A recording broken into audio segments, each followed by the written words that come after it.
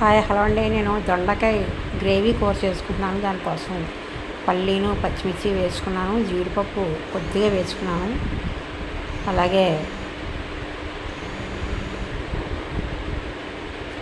ఒక ఆనియన్, ఒక టమాటా, చిన్న అల్లం ముక్క కొద్దిగా ఆయిల్లో వేసుకున్నాను, పసుపు వేసుకుంటాను, సాల్ట్ వేసుకున్నాను. అదంతా చల్లారిపోయాక మొత్తం వీటన్నిటిని కూడా మిక్సీ పట్టుకోవాలి. ఇలాగా ఆయిల్ కొద్దిగా ఎక్కువ వేసుకుని దొండకాయ డీప్ ఫ్రై చేసుకుంటున్నాను. ఆయిల్ కొద్దిగా ఎక్కువైనా ఉండాలి. కొంతసేపు హైలో పెట్టుకోవాలి, తర్వాత సిమ్లో పెట్టేసుకోవచ్చు. చూసారా, ఇవి చల్లారిపోయాయి.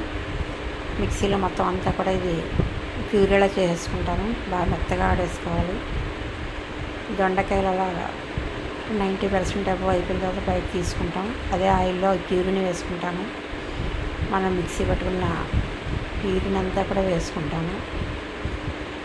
అది కొద్దిగా ఉడకాలి.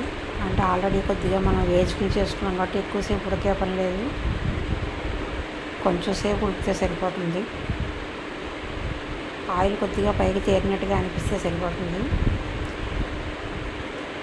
కొద్దిగా వాటర్ కూడా వేసుకున్నాను. మిక్సీ జార్ కొద్దిగా వాటర్ వేసి వేసుకున్నాను. చూసారు, అలా ఉడికిపోయి లైట్గా కొద్దిగా గరం మసాలా వేసుకోవాలి. మరి ఎక్కువ వేసుకున్నా బాగోదు, లైట్గా వేసుకోవాలి. అలాగే కారం కూడా వేసుకుంటాను. కొంచెం స్పైసీగా ఉంటే బాగుంటుంది కూర. ఇది రైస్లోకి బాగుంటుంది, అలాగే పుల్కాల్లోకి, చపాతీలోకి కూడా బాగానే ఉంటుంది గ్రేవీ కూర. ఇప్పుడు దొండకాయలు వేసుకోవాలి. ఈ విధంగా ట్రై చేయండి.